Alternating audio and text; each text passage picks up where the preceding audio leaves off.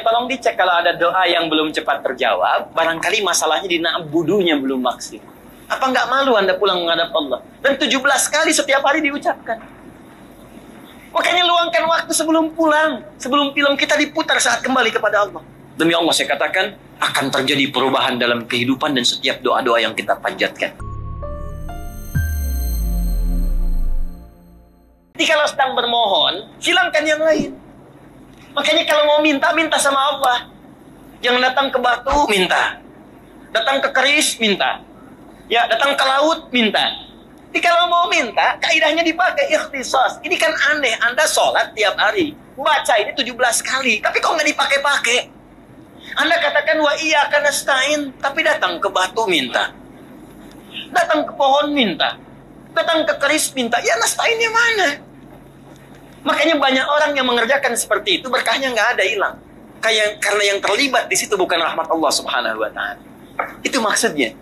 Jadi berlaku kaidah ini bukan sekedar diucapkan di lisan, tapi disebutkan pendapat yang pertama, dia disebut dengan domir munfasil dengan kaidah ikhtisas. Maksudnya, saat Anda mengucapkan kalimat itu, jadikan dan usahakan. Alif dan ta-nya berfungsi sebagai menunjuk usaha dengan sungguh-sungguh. Jadi ada ikhtiar di sini. Nih, dari kata khas dimasukkan alif dan ta menjadi ikhtisas. Fungsi alif plus ta. Ini ilmu sharaf, ilmu sharaf. Jadi begini misalnya ya. Ada fataha, kan? Kalau pakai i dengan ta jadi iftitah, iftataha. Kalau pakai alif sin dengan ta jadi istaftaha. Kalau pakai alif saja di fataha. Kalau pakai ta saja bisa jadi tafataha. Itu maknanya bisa beda. Nah, kalau Anda menemukan alif dengan ta di antara maknanya dari sekian beragam makna, artinya menunjuk pada usaha sungguh atau jadi berusahalah kalau sedang sholat, semua serahkan karena Allah. Yang spesial cuma Allah, yang khas hanya Allah, yang lain tidak. Jelas. Dan kalau sedang meminta, tepikan yang lain. Mohonlah kepada Allah dengan keikhlasan dan kesungguhan. Dan rahasia di ayat ini, kalau Anda meminta dengan benar, menjadikan Allah sebagai satu tujuan saja. Satu tujuan, satu harapan disebut dengan as-somad namanya. Makanya kita ucapkan Qul huwallahu Allahus. Ya, as-somad itu artinya satu harapan yang menepikan yang lainnya. Cuman ini aja ketergantungan kita. Sesuatu yang bergantung kepadanya dan tidak pada yang lainnya, satu itu saja, as-somad namanya. Karena itu, ketika kita memohon, hanya kepada siapa? Allah. Ketika kita ibadah, hanya kepada siapa? Nah, sekarang bagian terakhir, saya belum masuk pada yang keduanya. Ketika kalimat ini dipersatukan dengan waw, masih ingat? Iyyaka na'budu wa iya.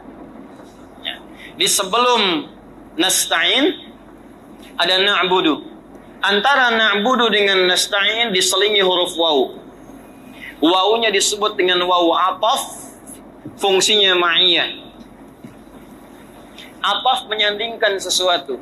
Ma'iyah menjadikan keduanya bersama, bergandeng bersamaan. Artinya apa? Kalau ada hukum disatukan dengan huruf waw, artinya secara singkat keduanya akan saling terkait dan berkelindan, terikat satu dengan yang lainnya. Jadi semakin tinggi na'budunya, semakin cepat dijawab ketika Anda nasta'in kepada Allah. Semakin mengkhususkan semua ibadah kepada Allah, maka semakin cepat jawaban diberikan ketika Anda meminta kepada Allah. Tapi sebaliknya, kalau Anda campur adukan ibadahnya, katanya mengatakan iyyaka na'budu, tapi juga mengatakan yang lain benar, datang ke tempat yang lain, ikut-ikutan juga, bikin paham yang menjauhkan dari Allah, maka mustahil nasta'in akan diberikan keberkahan ketika itu dijawab oleh Allah Subhanahu wa Ta'ala. Makanya tolong dicek kalau ada doa yang belum cepat terjawab, barangkali masalahnya di na'budunya belum maksimal. Coba tahajudnya dilihat, baca Qur'annya dilihat, puasanya dilihat.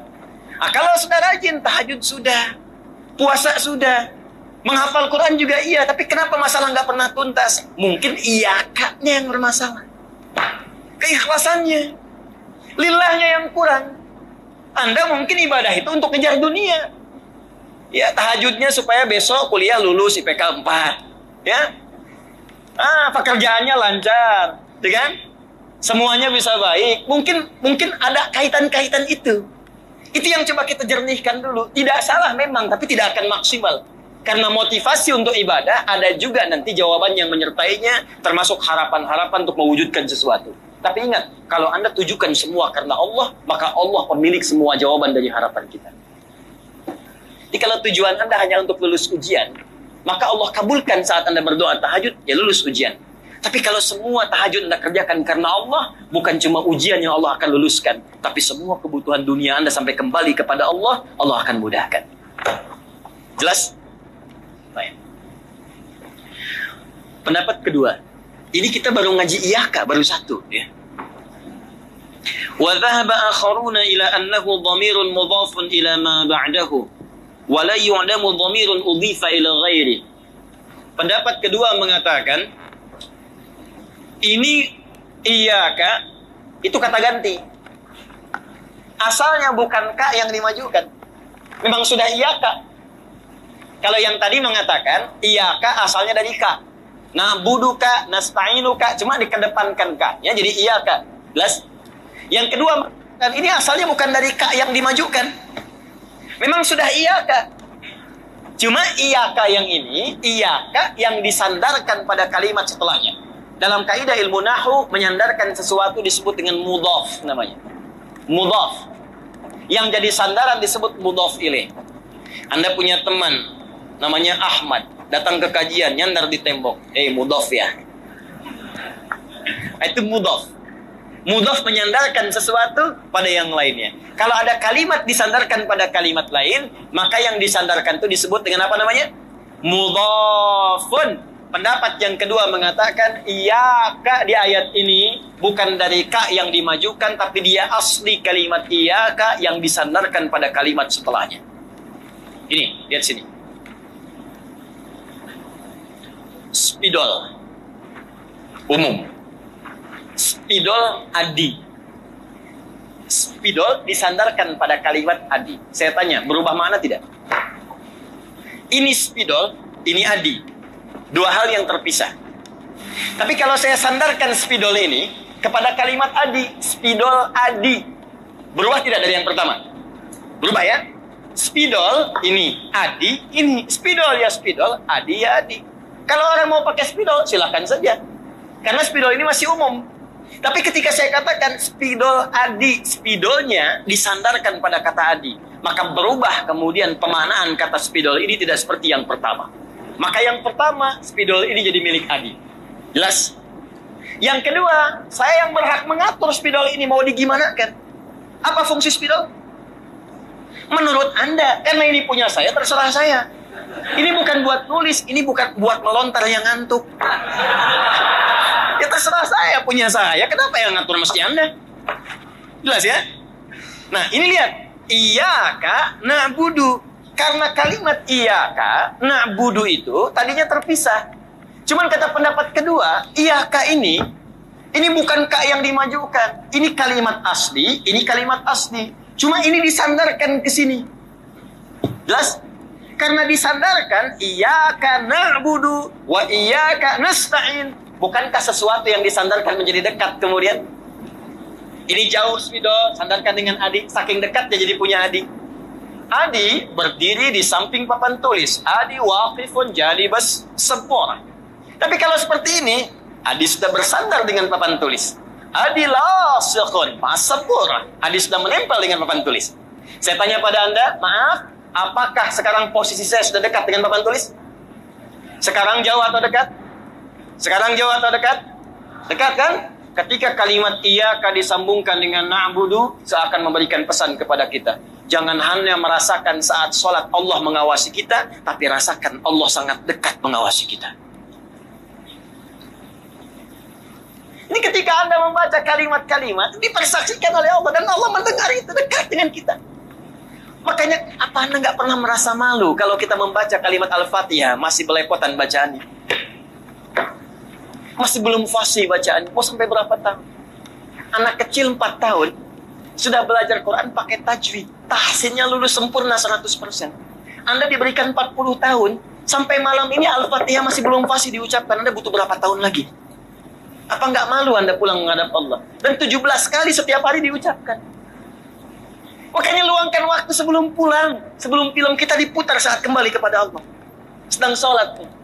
Coba lihat anak-anak kecil. Kadang mesti belajar dari kehidupan kita. Kalau ingin kita mendekat kepada Allah, dekat-dekat ke kuburan, lihat orang wafat. Sekarang banyak orang wafat. Setiap hari jadi berita. Jadi kalau dulu Nabi memberikan wasiat kepada kita. Kalau ingin mencas iman kita supaya terus naik baik, kadang-kadang luangkan waktu untuk berziarah, datang ke kuburan, lihat mungkin kita esok yang ada di situ. Sekarang Pak Ibu, setiap hari berita tentang orang wafat memenuhi lini masa kita. Di handphone dilihat, ada yang meninggal. Dibuka di TV, ada yang musibah, sekian wafat. Jadi kalau yang tadinya disuruh ke kuburan, sekarang yang wafatnya muncul ke permukaan dan belum kita yakin dengan kematian, maka perlu musibah apalagi mengingatkan kita dekat dengan Allah Subhanahu wa Ta'ala. Coba praktekkan saat sholat. Rasakan Allah mengawasi kita. Malu kalau bacanya nggak enak. Anda pada pimpinan aja bikin proposal harus bagus. Nggak bagus dicoret. Sekarang yang menciptakan pimpinan Anda hadir mengawasi kita. Apa kita nggak malu diawasi dalam keadaan yang tidak baik? Barangkali nasta'in itu belum maksimal kita terima ketika kita berdoa. Karena na'budunya kurang bersungguh-sungguh kita siapkan kepada Allah Subhanahu wa Ta'ala.